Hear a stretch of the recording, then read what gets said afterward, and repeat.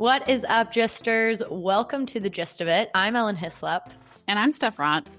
And we're just two old pals and two gals here to give you the gist of what's going on in the sports world. We're super happy to have you here.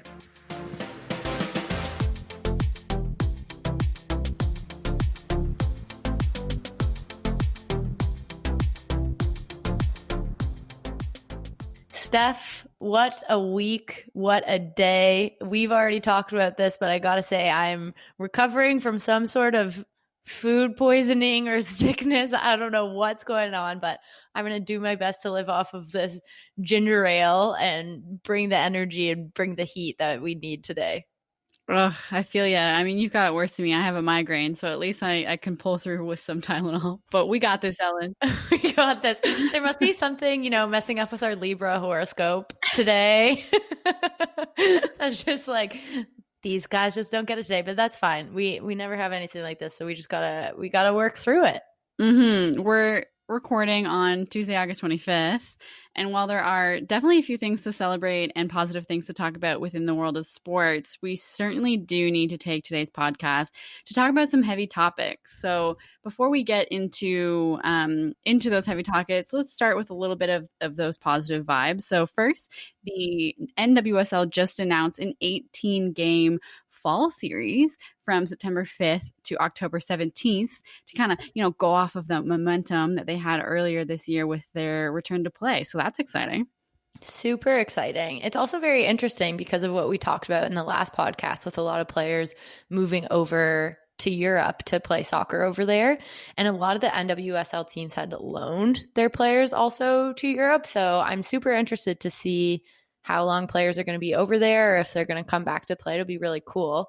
Also, speaking about soccer, and, we have to give a big shout out to our Canadian guy, Alphonso Davies, who became the first Canadian ever to win the UEFA Champions League title.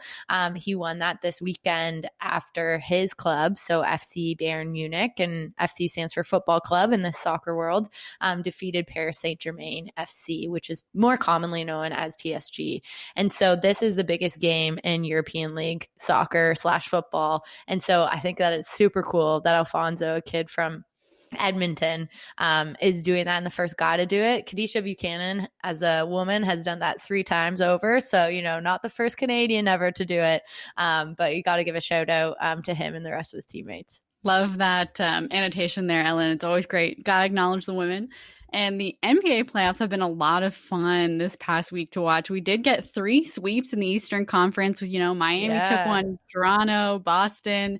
But in the West, we've got some contenders going on. And everyone's talking about the magic that is Luka Doncic of the Dallas Mavericks and that buzzer beater that he got in, which has gotten quite a bit of coverage. So I encourage you, pop her in the Google, go to your Gist newsletter and check out what that looked like.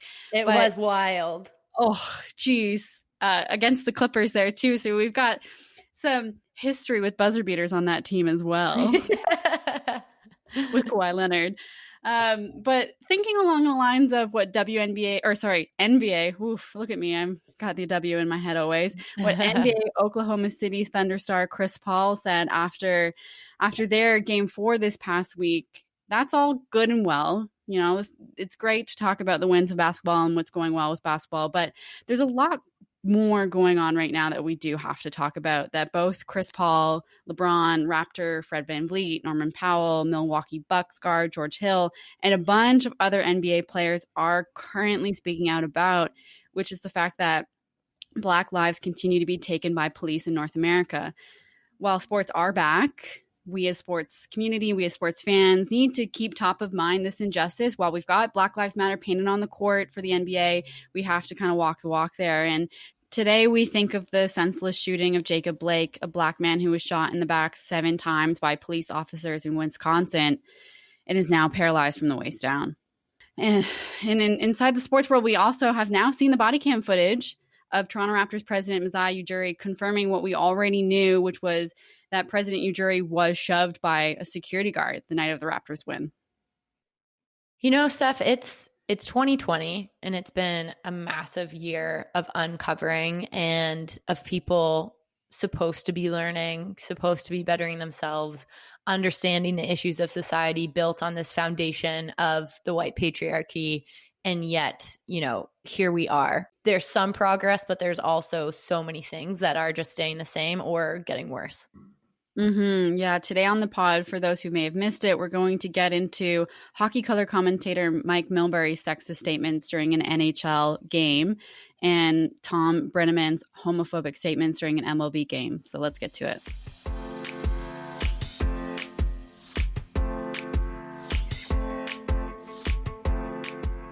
Let's start with talking about Mike Milbury and the NHL. And before we get into it, I think that it's important to say exactly what happened and to really give the gist of the entire situation.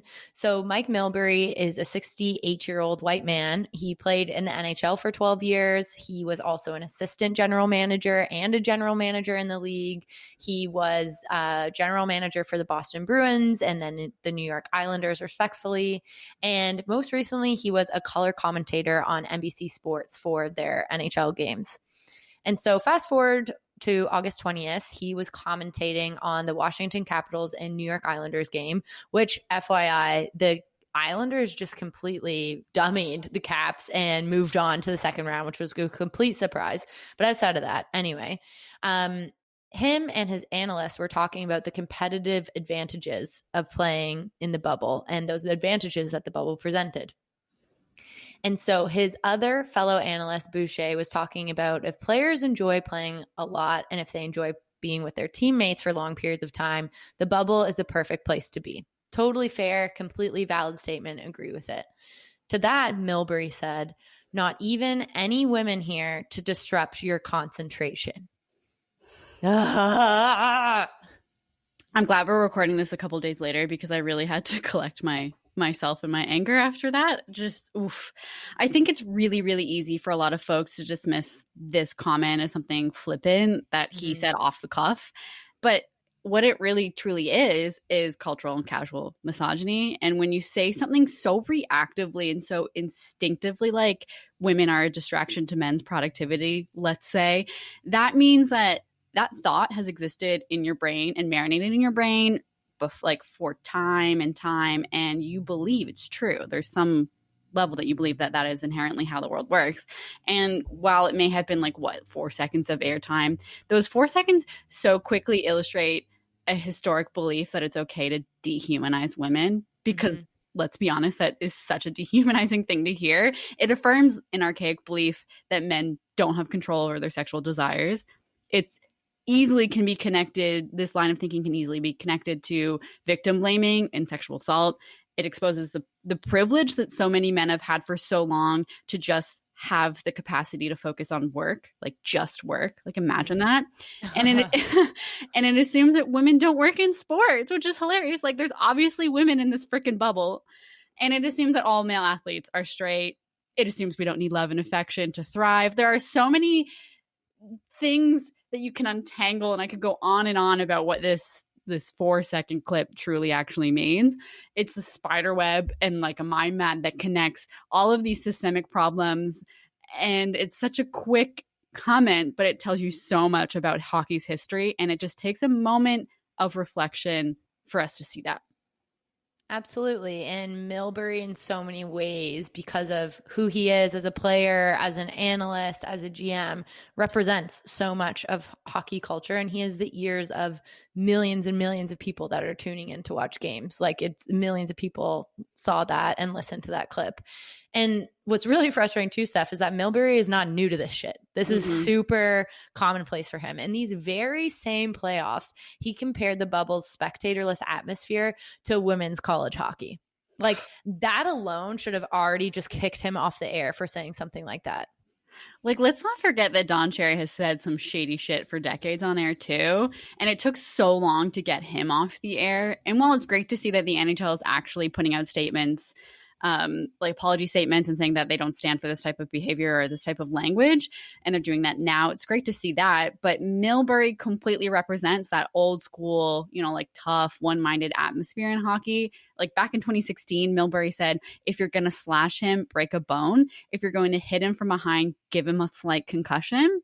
This is such a dangerous line of thought. And these are such serious comments that have so much weight and expose so much about hockey that keep people out of the sport. They keep so many other people who could enjoy the sport out of it. It's not a safe place when you hear things like that. It's just not something that you want to be going out and playing if you know that you're going to be subjected to all those types of things. And let's also talk about his apology, Steph. And I'm putting that in air quotes because he tweeted, "In light of the attention caused by my recent remark, I've decided to step away from my role at NBC Sports for the remainder of the Stanley Cup playoffs. I do not want my presence to interfere with the athletes as they try to win the greatest trophy in sports." My question is, where the fuck is the apology in this? He did not apologize for that recent remark. He was just kind of like, in light of my recent remark, he didn't say that he did anything wrong. And I don't know, to me, in some sort of way, with some of the other statements too, it seems like he's still just leaning into, I'm that irreverent guy who's going to say something controversial and I'm just going to get away with it. Like, either this grown man doesn't know the anatomy of an apology and can just flop that into the old Google, my good sir, or he just truly does not care to take responsibility for what he said. Oh yeah, absolutely. I don't see him being like, oh yeah, that was totally wrong and I completely understand why that was wrong, or I'm going to learn and understand why that was wrong. I just don't really see that with him. And one final thing on this, Steph, and I think that this comes back to actually the organizational side, the NHL, NBC, and what they can do for action on this.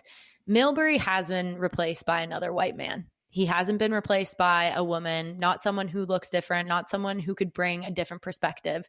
And he's still employed by NBC Sports. He is just being silenced, put away in that corner. He's on timeout right now.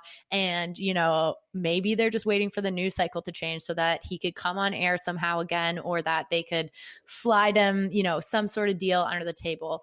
And if that happens, if he comes back on air, and even just the fact that they still hired someone that looks exactly like him, it really just does send a loud message to women everywhere that NBC potentially values this dinosaur over their female fans, and that they're fine with hockey not being a safe space for women. It's so infuriating when sports media and media in general is hurting right now. You pop onto Twitter and you see stories of different layoffs, and there are people who fear for their jobs during budget cuts and during this pandemic and just generally in media, and during a time when I'm sure people would love the capacity to take a medical leave or a family leave. And this guy says something stupid again, like not the first time, and gets to keep being on payroll. It's a slap in the face to everyone who's struggling in the media industry. And I think back to International Women's Day this past year in the NHL, where we got an all-female broadcast of 2 different NHL games, and how refreshing it was to hear women calling a game and commentating a game. It shouldn't be so radical. Like, here's a clear opportunity to change the face of the NHL. Take it.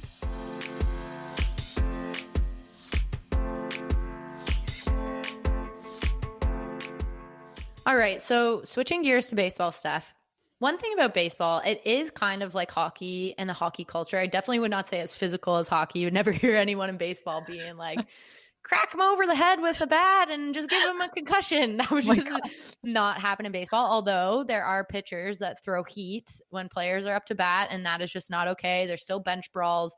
There still is that physicality. But baseball and hockey are kind of that old school, one track mind, the most white of the major league kind of culture. So I'm not surprised that these are the 2 leagues that we're talking about this in comparison to, let's say, the NBA or the NFL. And I'd actually argue with baseball, it's moving even towards being more old school than hockey, but I digress. Anyway, let's give the gist of what happened in baseball and with everything with Tom Brennaman. So Brennaman is a sportscaster, mostly calling baseball games for the Cincinnati Reds. He's also called some NFL games, and he's been in the college sports world for a while too. He's basically just been in the sportscasting booth for ages. His dad was also a radio broadcaster for the Reds, so he just really grew up around sports and around the game. So on August 19th, for the Kansas City Royals and the Cincinnati Reds doubleheader, and yes, this is the day before Milbury, so the 19th and 20th, what a time for us. Brennaman was caught on a hot mic. And so a hot mic really means that there was probably an error with his microphone being on, or he didn't know that he was actually being taped live. And while he was on this hot mic, he was on live TV, and he referred to an undisclosed location was one of the fag capitals of the world. So a horrible homophobic slur was caught on live TV. He went on to call the rest of that game. And then in the second game, the Reds pulled Brennaman off the air. But before leaving the booth, he apologized, saying he was deeply ashamed. And if he hurt anyone out there, he was sorry. And he also said, I don't know if I'm going to be putting on a headset again. After that doubleheader, the Reds suspended him indefinitely and are also doing an internal review. Homophobia in sports, Ellen. It's so present and something we've talked about before. And it bums me out so much to think about how comfortable these spaces are for people to be so openly homophobic. You talk about how he grew up in this space too. So he's been there for a while. He's familiar with what you can and can't say. And to feel legit safe enough to say something so hateful like that, hot mic or not, like intentionally going on the air or not, he still said it. And this makes me think about something that WNBA star Sue Bird said this past week in an interview about on the topic of not sticking just to sports. She said, we're being judged because we're women. We're being judged because we're gay. It's never been just about basketball. And that came immediately to my mind when I was thinking about this homophobic comment in baseball. It's not just about baseball. It's never been just about baseball.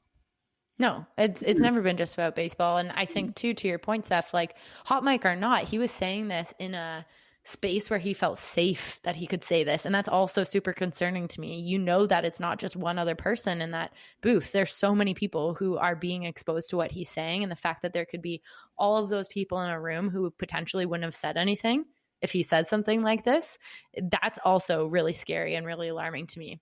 And when you hear something like this, and when you hear Sue Bird talk about it as well, there's no wonder why there's no openly gay athletes in the major leagues right now. The NHL, the NBA, the MLB, the NFL, how could they at all feel safe when you have people saying things like this and making you feel a certain way? And, you know, in comparison to Milbury, Brennaman has put the work in terms of an apology in comparison to saying, like, in light of my recent remarks, no apology like Milbury. And, you know, I can't say if it's the right work or enough work. I don't know whose judgment call that is. It's definitely not ours to apologize. But I think that it's worth noting that he did pen a letter to the Cincinnati Enquirer the next day stating his apologies. He spoke openly to the gay MLB inclusion ambassador, Billy Bean, which is great. And he's also worked with PFLAG, and that's an LGBTQ2 plus organization. And he's trying to make further amends that way. Yeah, sports culture has a history, right, of being homophobic, sexist, racist, all the is. It's that. Yeah. Where sports are synonymous with this like old concept of masculinity, which we've talked about before, and what it means to be a man. And so as we begin to expand that definition, we do all have to challenge ourselves to take responsibility, because there's a large percentage of us that will slip up and will make mistakes. And it's up to us to grow, to make the correct apology, to make an earnest apology if we genuinely want to change the landscape of professional sports and make it a safe space for everybody. It's going to be hard. It's uncomfortable work, but that's the point, is you have to be uncomfortable to grow. And we all have to be a part of that. I think it's so important that we're having this conversation. And, you know, Steph, I'm trying to think when we were growing up and playing sports and watching sports all the time, I would have never have seen all of these issues with sports, because how you see it and how the media is portrayed. And when you grow up loving sports, you don't see any of these issues, right? You're just like, oh, this is sports. You don't necessarily understand the culture, and you fall in love with sports anyway. And so I think we've talked about this beforehand. It's so hard to be such an avid sports fan, but then to look at certain sports and be like, why can't I just love the culture as much as I love this sport? It's so true. It's such a journey to try and be a part of. Yeah, to be so open about loving sports, but having to divorce yourself from these types of comments and these types of people, right? Yeah, it's really difficult. And I think in both of these examples, so with Milbury and with Brennaman, there are a few things that are wildly and abundantly clear here. Words matter, and who's saying them also really, really matters.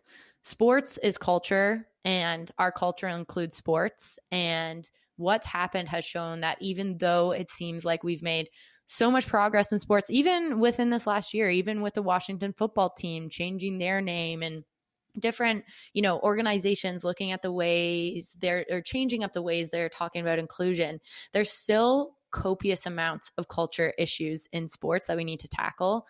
And change starts from the top. Action matters. And you need to hire people and give people the responsibility and the exposure from people who have a different perspective, who aren't necessarily the old white men, and who can also propel the culture forward to a place that it should be.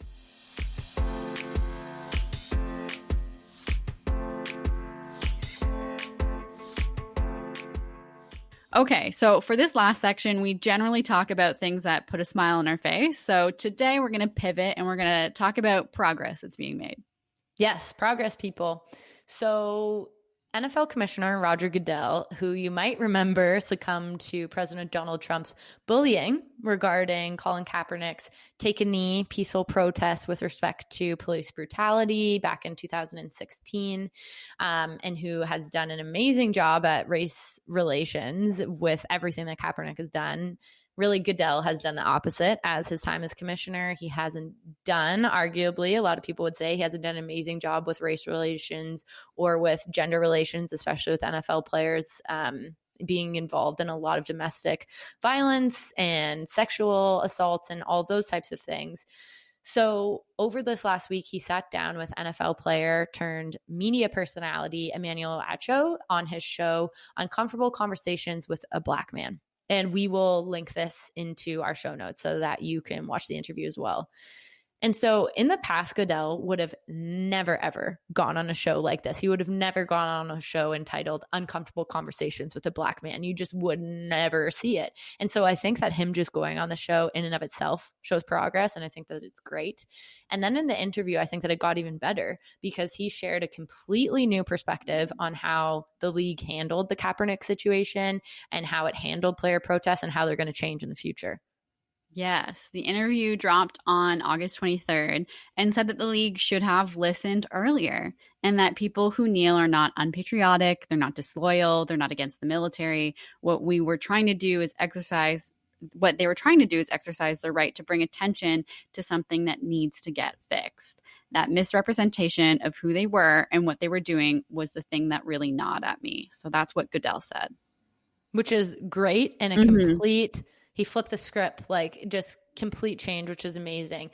And he also said that if/when, because it's more like a when, it's not an if, players kneel this season, they'll be supported from the NFL and they won't be penalized. They were never fined or anything like that beforehand, but there were rules put in place that was like, you should stay in your locker room during the national anthem. You can't really kneel. All of those types of things. That was a little bit more shady and under the table as opposed to like, you're going to get a fine if you do this. But now it's being fully supported. And I think that that's really cool. And I think that we also really have to thank all of the amazing NFL players who pushed Goodell to do this and who, it would have been a few months ago, created that video on Twitter of all of the famous Black NFLers saying that could have been me when they were talking about George Floyd and how they said they wanted Goodell to say that he was wrong and that they needed to change. And I think that it's these players that he's learning from now and that are pushing him to be a better commissioner. And hopefully, that's just going to cycle back down to them trusting him more too. Yes, it's amazing to see the players really pushing all of their leagues to do better and to be better.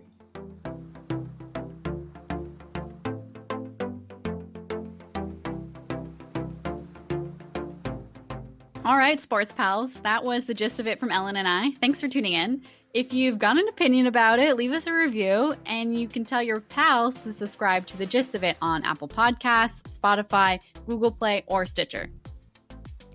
And if you like what you heard today, which we're sure you did, you have to sign up for our free twice weekly newsletter where every Monday and Thursday morning we give you the gist of what's going on in the sports world.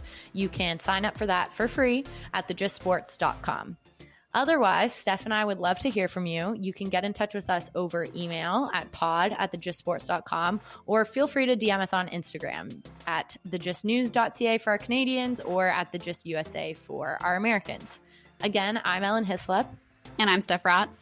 And this has been The Gist of It. We'll see you next Wednesday.